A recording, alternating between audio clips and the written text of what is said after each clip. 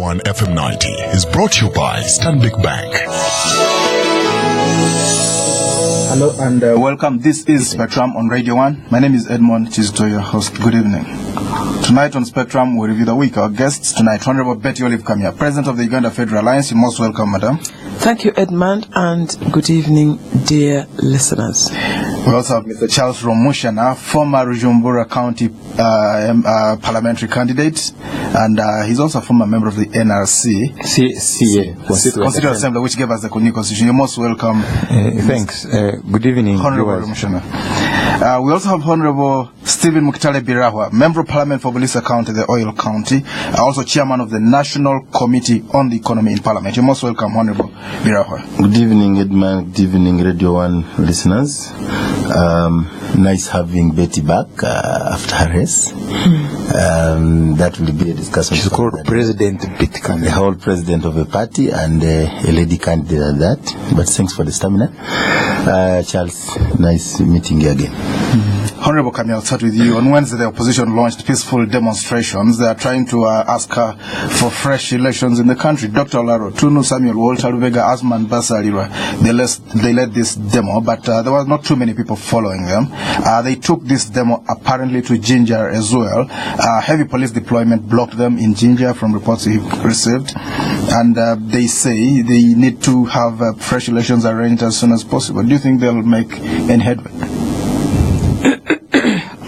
Well, first of all, let me take the occasion to say how happy I am to be back here, and also to say how happy I am to see my colleagues, Rwomushana and Mukitale honorables, whom I haven't seen in a long time. But going to the demonstrations, do you think they'll make any headway?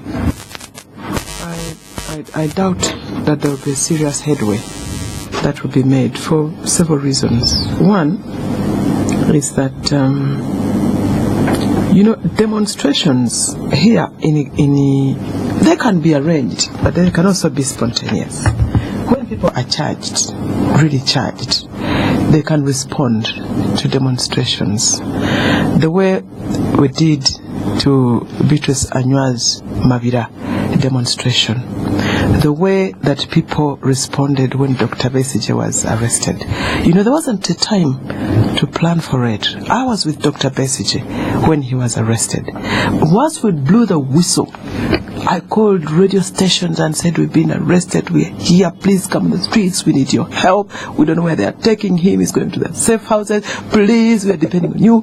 By the time, from Busega, by the time we got to Old Kampala, the city was charged up, and there were, of course, and of course the tear gas and everybody was there, but that didn't stop people going there. And the black mambas that followed all those days of the black mambas did not stop people coming, at least showing a lot of concern. The city was cordoned off, I think like a couple of 100 yards away from the High Court, and there was so much visibility of the military, but you could still see that the population was involved in what was going on and wanted to be a part of this. So I have a feeling that in this demonstration, and then of course we have, you missed out something. There are two people who are owning the demonstration, so we don't even know whose people they were.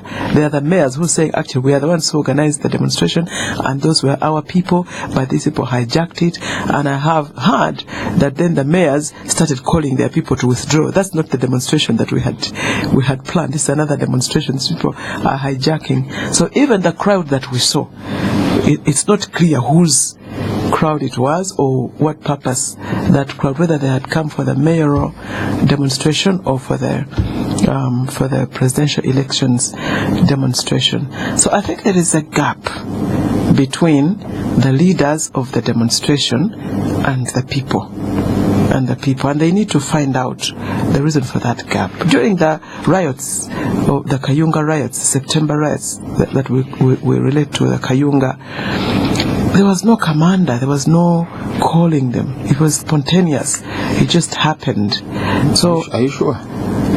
Yes, I am almost sure. All right, go on. I think that's what. Well, that's my opinion. Right.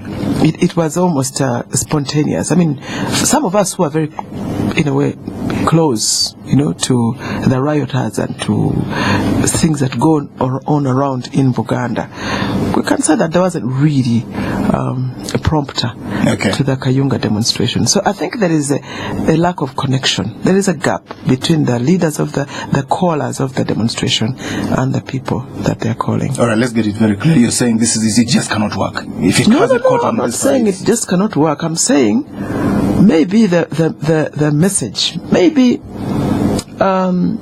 they haven't reached the people. Well, I mean, we know the factors on the ground. We know that we've had their arguments.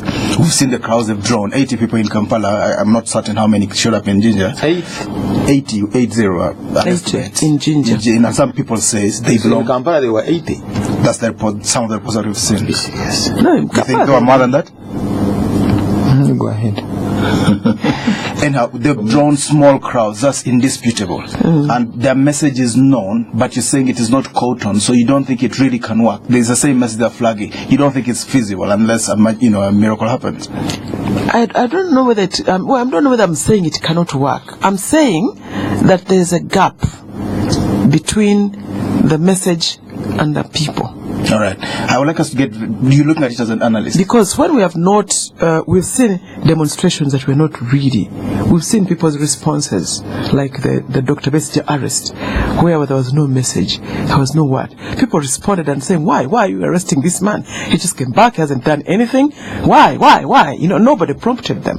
I would have known if they were prompted. Let's look at the spontaneity. Dr. Besija, as soon as he was arrested, you sent the word out and people were out on the streets. They felt with it. The Kayunga riots, as soon as the word was out, they came out on the streets. Exactly. Mavira, it was in their hearts. So yes. It's totally different ball. And Mavira, for instance, it was announced, it was organized, but people responded. They came. Okay. They came to the. But maybe there's another item. Mavira, they did work with the police at first. That one was planned. It was a little bit different. Yeah, it was planned. The energy that took it to the next level was a little bit different. Yeah, they came and they responded. Honorable Birahwa, do you see this? Do you see us having a fresh election because of these demos? Now, first of all, in principle, I don't think the timing is proper. This country has gone through a whole year of electioneering. And people, winners and losers have participated. The 68% says we are the winners. But if you look at the economy, if you look at the common man, I think it would be unfair for us, who seek political power, to take the population for a ride. Because you won. No. I'm saying they are losers and winners. What is important is that democratization is not an event. Honorable Kamya, why I welcome her, my colleague here, with a lot of respect, is that even without winning, she has made a very big contribution. I think what our parties need to do, both winning and those who didn't make it, there is a lot to do. What gaps do they have in their messages, in their machinery, into their recruitment, into their... If you check the structures of these parties, what went through the primaries, I wish they would concentrate on that. Because right now, I can see they already, immediately after the election, they have forgotten where they had a deficit. And if they would concentrate where they had a deficit, they would do better. Because democratization is a process. You have less than 50% this time, you could work towards improving that. But if you now go into protesting, demonstrations, really, it's not so appealing to this community, which has some of its own challenges, like bringing bread on its own table, these traders, who of course would need good policies. And I think there is a lot you can engage in terms of policies, not because I find everything wrong with going for protest after election. Because what happens tomorrow if you're the winner? Are you setting a culture and a precedence whereby every time there is a winner, somebody should just go native? But let's defiance. So for me, I'm speaking for the country. I'm speaking for the other people who are not seeking a political office, who need some sanity in this country, who need some environment and space to do their trade, who need to come from Arua and not find a town with tear gas, To me, that's No, but people should have a right. I mean, if they want to demonstrate, it is their right. But I think like what happened in Ivory Coast and in all those other places, if people don't agree with the results, then they will show that they have not agreed with the results. Well, I think let's get it clear. I think the principle is indisputable. Let's get it clear. The principle is indisputable. Right now, we're looking at it as can it catch fire? Can it take up? Or it's not the principle of demonstrating, but this particular one, is it likely to catch? This room is too small to carry all this dishonesty. I was discussing with the Honorable Birahwa before we entered here. And with his permission, let me say it on the air, that 5 days to voting, he was in exile. He ran away from his place to Kampala. Yes. Now, this is an NRM flag bearer, and he's being hounded by his own people. Individual criminals. And thank God he's alive. Thank God he's alive. Now,